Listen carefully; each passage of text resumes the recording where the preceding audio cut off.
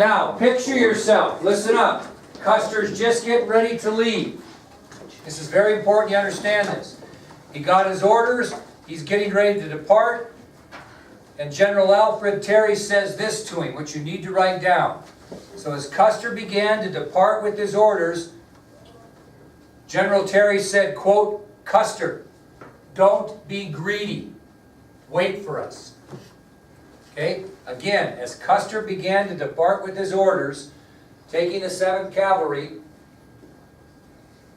General Alfred Terry says to Custer, quote, "Custer, don't be greedy. Wait for us."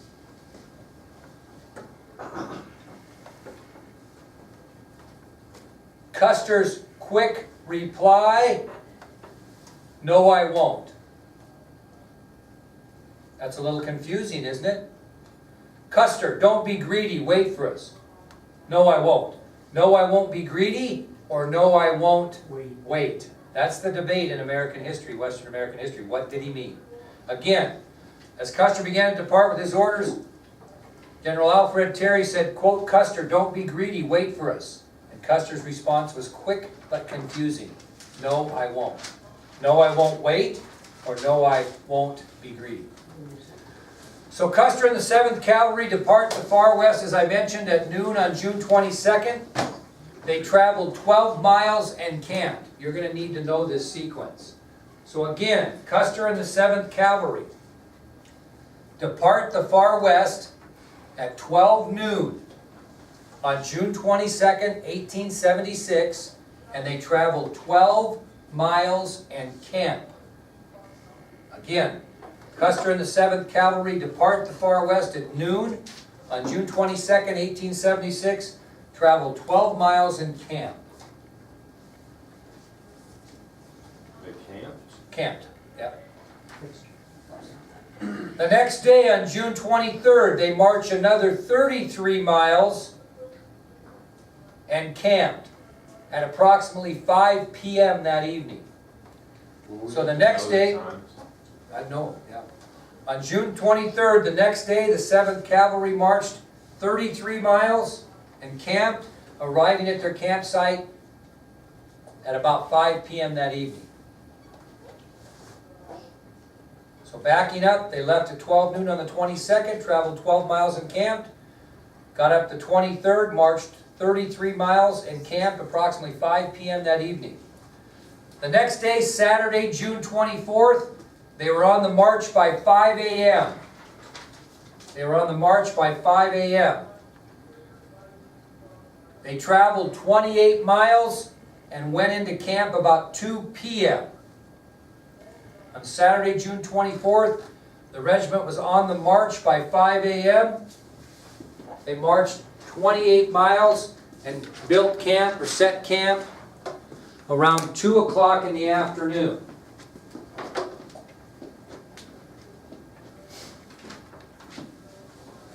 What, 28 miles? Yep. Now, they got there at 2, and early that evening, I'm going to guess the evening starts around 5-ish. Early that evening, Custer called his chief of scouts, First Lieutenant Charles Varnum, to join him for a meeting. So the evening of Saturday, June 24th, Custer called his chief of scouts, who was First Lieutenant Charles Varnum, and asked Varnum to join him for a short meeting. So again, early that evening of Saturday, June 24th, Custer got his chief of scouts, First Lieutenant Charles Varnum, asked him to join him for a meeting. Should be on your ID sheet, Charles Varnum. Now, it was at this time that Custer told Varnum that the Crow Scouts believed the Hostels were located in the Little Bighorn Valley. So Custer tells Varnum at this meeting that he has talked to the Crow Scouts, and the Crow Scouts are telling him that the hostile Indians are all camped in the Little Bighorn Valley. Okay, so Custer meets with Varnum, and he tells Varnum that according to the Crow Scouts, they're in the Little Bighorn Valley.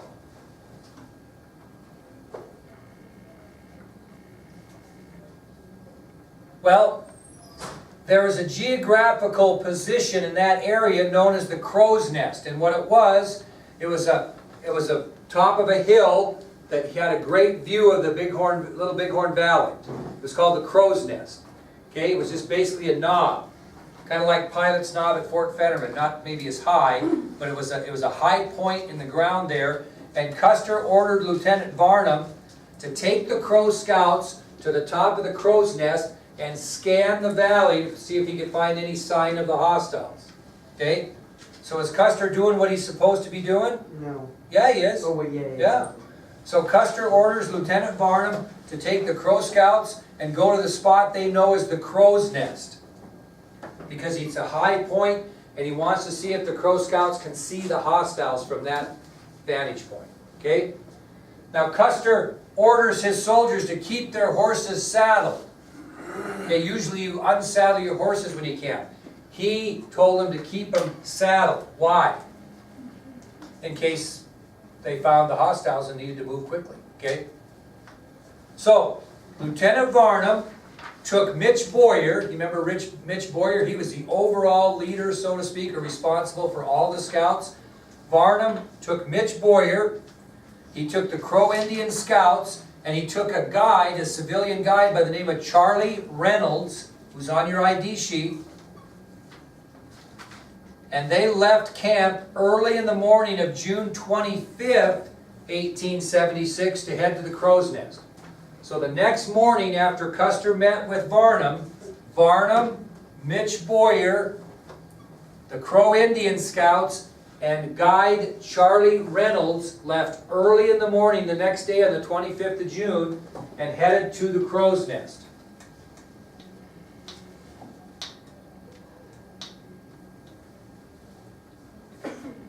I said that wrong, but I'll correct it. Varnum, Boyer, Reynolds, and the Crow Scouts left that evening and arrived at the Crow's Nest in the early morning of June 25th, 1876. So Lieutenant Varnum, along with Mitch Boyer, guide Charlie Reynolds, and Crow Indian Scouts, departed camp late that evening and arrived at the Crow's Nest early in the morning of June 25th, 1876. So it's early in the morning, June 25th, 1876. Custer and his battalion are still camped, and Varnum, Boyer, Reynolds, and the Crow Scouts have arrived at the Crow's Nest, which takes us to our next subtopic, which is the Crow's Nest.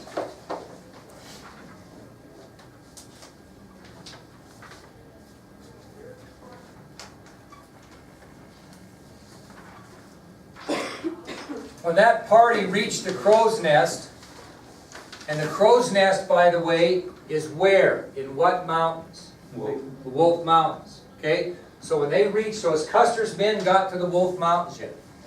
No, because the Crow's Nest is there. So after reaching the Wolf Mountains and the Crow's Nest, Varnum, Boyer, Reynolds, and the Scouts waited until it became light enough to see. Okay? When it became light enough to see, the Crow Scouts took a look and told Varnum they saw a huge pony herd in the Bighorn Valley. And it was about 15 miles, as the crow flies, from the Crow's Nest to the valley. Okay? So when they reached there and it got light, the Crow Scouts took a look and they told Varnum that they saw a large pony herd in the Bighorn Valley, Little Bighorn Valley. And that was about 15 miles as a crow flies from where they were standing. They could look, but I've been up there. You can't get up there anymore. I wish we could when we went on our trip. But it was private land and the guy cut everybody off.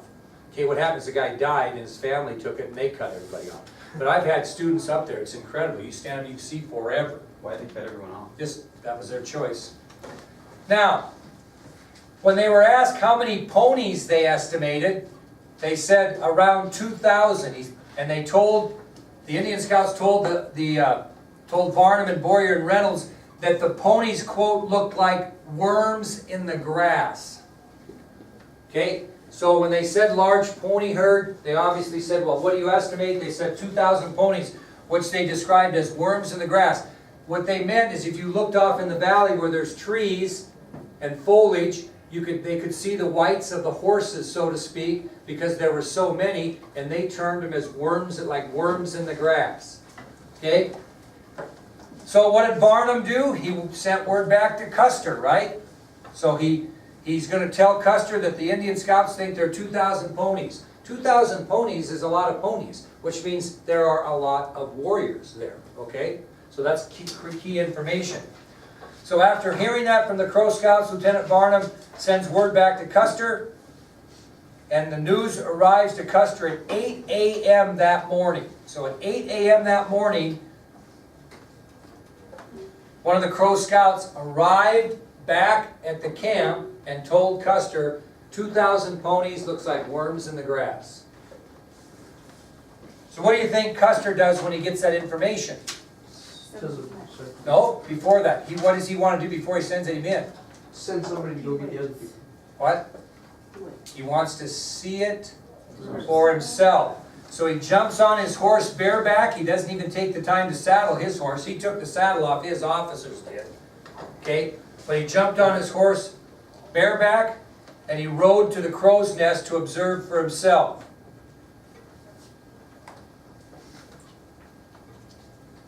Well, he arrives at the crow's nest, and Lieutenant Barnum informs him of the village, and he actually points at it. He gets on top of the crow's nest and he says, "It's down there, General." They still called him General. "Down there, General," and pointed at it. Custer got his field glasses and he was scanning the area furiously, and he became very frustrated because he could not see it himself. He never did see it. Okay? So he was very frustrated. He grabbed his field glasses and he spent several minutes spanning the area, never once being able to see it for himself, which had him frustrated.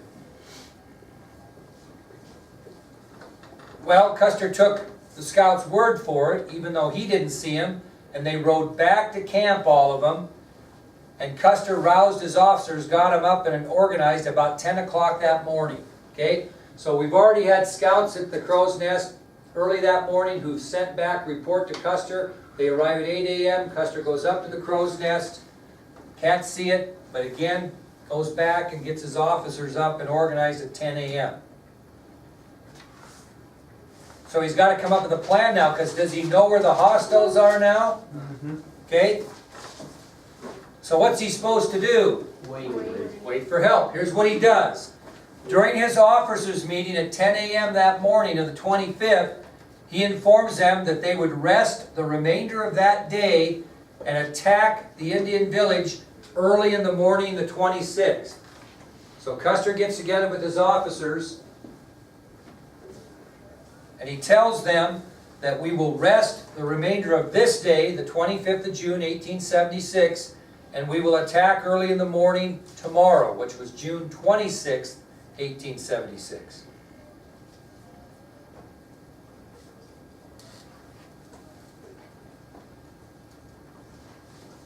Well, about that time that he told the officers what the plan was, his brother Tom tells George Custer, "Well, we got a little problem. When Captain Yates and his company were marching towards where they were, they lost some hardtack along the march and went back and looked for it." So prior to all this happening, as they marched into camp they had lost some hardtack, and that hardtack, I talked to you about that, it's just kind of looks like a big saltine cracker. And they lost that, so Yates and his company turned around and went back to look for it. Now picture this is happening as Custer's getting information and he's up at the crow's nest, okay?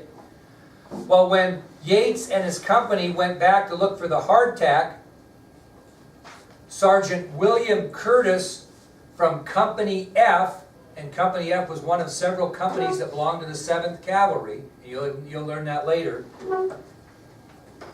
saw Indians gathering up the hardtack and going through it. Okay? So picture that. So Captain G.W. Yates and his company, that would be Company F, lost hardtack on the way to camp. They turned around and went back and looked for it, and when they went back and looked for it,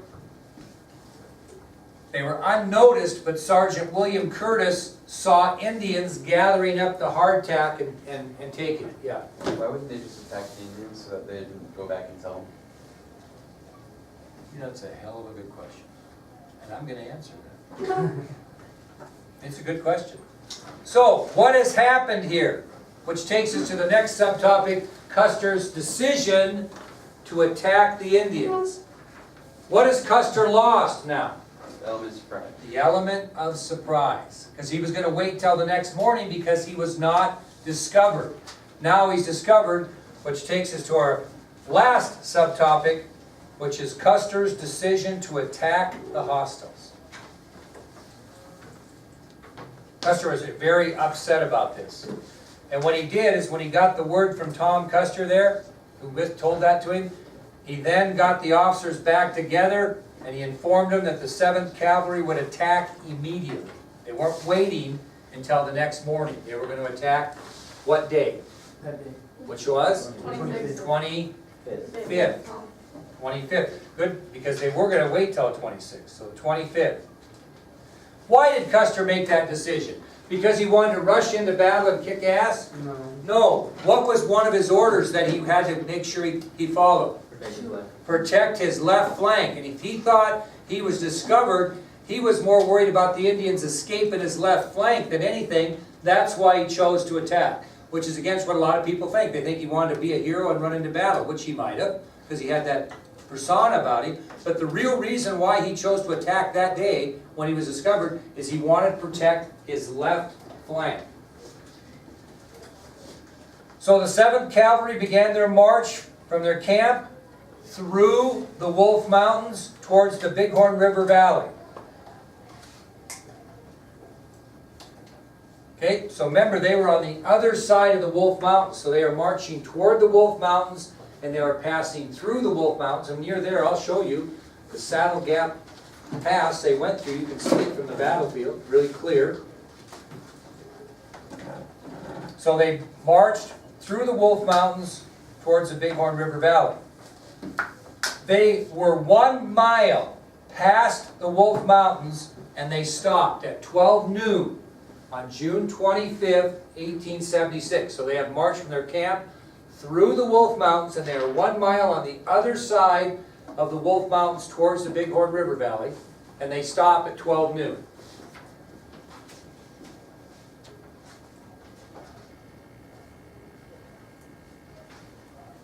And what does Custer do when he stops at 12 noon? He divides his 7th Cavalry into 3 groups. An incredibly bad military decision in the end. I thought the one thing you're not supposed to do is divide your troops. Well, he did. So that takes us to our last subtopic of this test material, which is the division of the 7th Cavalry. That's not a subtopic, I don't think. Don't I have it on there? It's on there, but it's like underneath. Okay, well that's what you'll know where we're at. So we have the division of the 7th Cavalry. 3 groups.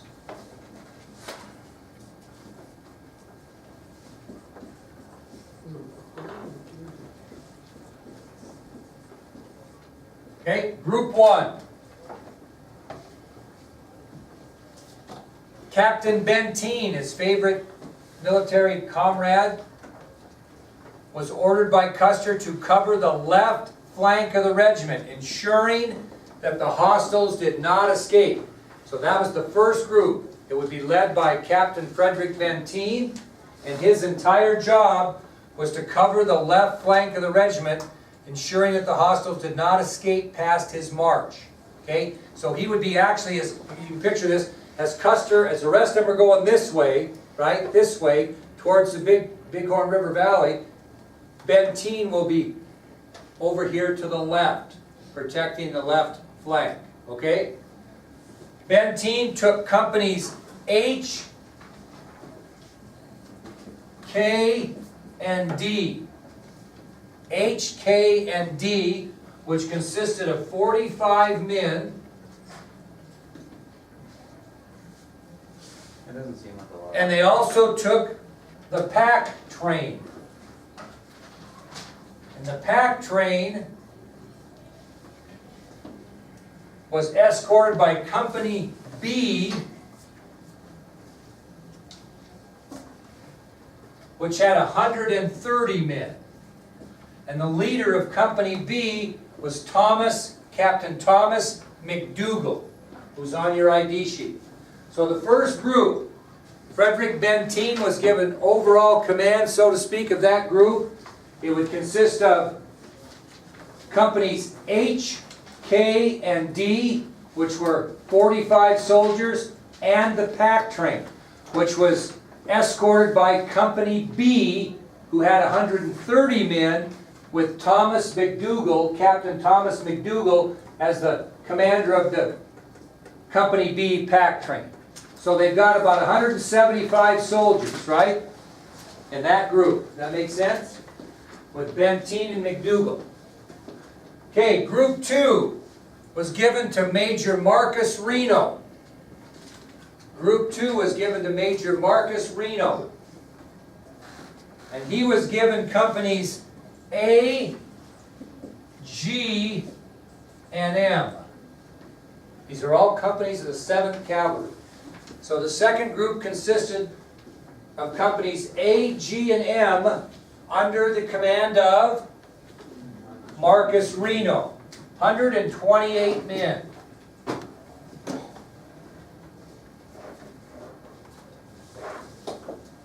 And Group 3 would be led by who? Lieutenant Colonel Custer. And would have C, E, F, I, and L. Companies C, E, F, I, and L.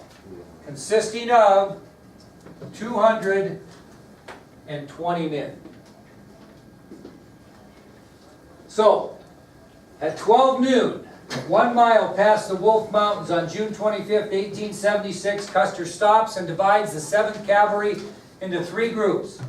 Group 1, under the control of Captain Frederick Benteen, companies H, K, and D, 45 men, and the pack train under the command of Thomas McDougall, Captain McDougall, with Company B, which consisted of 130 men. Second group would be commanded by Marcus Reno, Major Marcus Reno. He would have companies A, G, and M, 128 men, and Group 3 would be commanded by Custer, and he would have companies C, E, F, I, and L, or 220 men. Now, our next test material will tell you where each of these groups went, what they did, and what their fate was. Okay? So this takes us into the Battle of the Little Bighorn, which will be our next test material. So here's my plan. Monday, I'm going to give you a review, and there's a move, okay, Tuesday I'm going to give you a review, and we're going to start a movie called Son of the Morning Star. And we're going to show it up to this point. And then we're going to have our test Wednesday, then we're going to start our new lecture on the Little Bighorn Thursday, get through that, have a test, and then I'll show you the rest of Son of the Morning Star. Great, you'll like it. And then we'll go from there. So you can count on a test Wednesday for sure. Next Wednesday.